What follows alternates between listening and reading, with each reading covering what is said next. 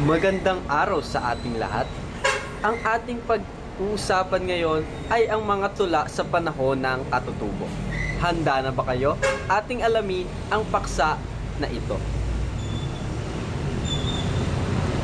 Simulan natin ang ating talakayan sa aking mga inihandang mga layunin.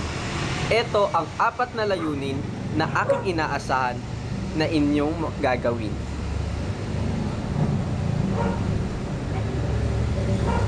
Ngayon, ano nga ba ang tula sa panahon ng katutubo?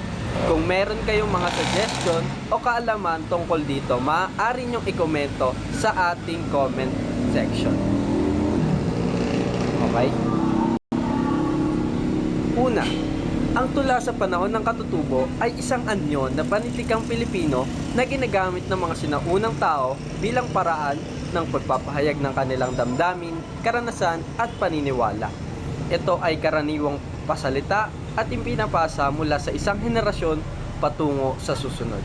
Nagsisilbi itong salamin sa kanilang kultura, tradisyon at pananaw sa buhay bilang bahagi ng kanilang araw-araw na pamumuhay. At heto na ang mga halimbawa ng tula sa panahon ng katutubo. Una ay ang bugtong. Ang bugtong ay palaisipang patula na may nakatagong sagot. Pangalawa ay salawikain, kasabihang nagbibigay aral o paalala sa mabuting asal. Pangatlo ang tanaga, maikling tula na may sukat at tugma, karaniwang naglalaman ng aral sa buhay. Pangapat ay ang ambahan, tulang may talinghagang pahayag na ginagamit ng mga mangyan sa Mindoro. At panghuli ay ang dalit, awit o tula ng papuri, panalangin o paggalang sa mga Diyos. Una nating talakayin ay ang bugtong. Ang bugtong ay isang palaisipang patula na may nakataling sagot, ginagamit upang subukin ng talino at pagkamamuri ng mga tao. Ang halimbawa nito ay may ulo, walang katawan, may leeg, walang tiyan. Ang sagot ay bote. Nuwa ay naunawaan ninyo ang bugtong. Maaari nyo namang ikomento sa comment section natin kung may katanungan o suggestion din kayo tungkol sa bugtong. Sumunod ay ang sawikain. Ang sawikain ay isang matalinghagang pahayag o idioma na may dituwirang kahulugan at ginagamit upang maging masining ang pananalita. Isa ng halimbawa nito ay ang taong nagigipit sa patalim kumakapit.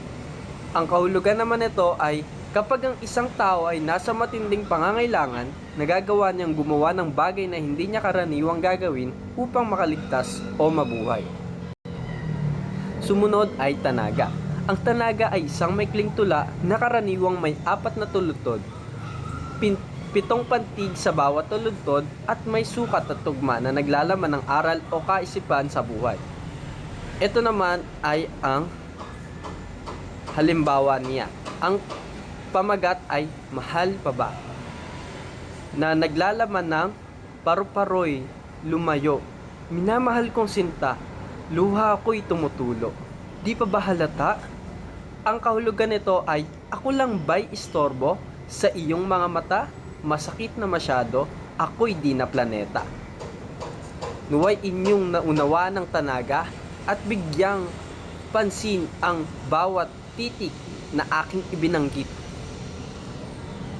Sumunod ay ang ambahan. Ang ambahan ay isang maikling tula, may sukat at tugma na nagmula sa mga mangyan sa Mindoro. Ito ay karaniwang ginagamit upang ipahayag ang damdamin, magbigay ng payo at magpahayag ng karunungan sa bahay. Madalas itong binibigkas o inaawit sa paraang may ritmo at ginagamit sa pakikipag-usap, pagtuturo ng aral at pagpapanatili ng kanilang kultura at tradisyon. Ang halimbawa ng ambahan ay, pasan ko ang pangarap, tahak ko ang landasin, hirap akong tiisin hanggat ko ang tagumpay. Ibig sabihin, ipinapakita ng ambahan ang kahalagahan ng pag-asa at katatagan sa gitna ng mga pagsubok. Sumunod ay dalit. Ang dalit ay isang maikling awit o panalangin patula na kadalasang nagpapahayag ng papuri, pasasalamat o paghiling sa Diyos. Maaari itong mahigit sa nasukma, sukat at tugma, at karaniwang inaawit o binibigkas ng may paggalang. Simpleng halimbawa ng dalit ay, O Diyos, tanglaw ng buhay. Sa hirap di mo maiiwan. Sa puso'y bigyan ng lakas upang hamon ay malampasan. Luway inyong naunawaan ang paksa na dalit. Tungo na tayo sa konklusyon ng ating paksa. Ang mga tula sa panahon ng katutubo ay nagpapakita ng kalinangan, karunungan at pananampalataya ng mga sinaunang Pilipino sa pamamagitan ng kanilang mga awit, panalangin at saliwagain na ipapahayag nila ang damdamin, tradisyon at pananaw sa buhay na hanggang ngayon ay patuloy na nagiging batayan ng ating kulturang pampanitikan.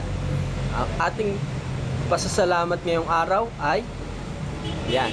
So, inaasahan ko na magkaroon tayo ng mga natutunan at ay yung mga natutunan natin ay inyong ikomento sa ating comment section.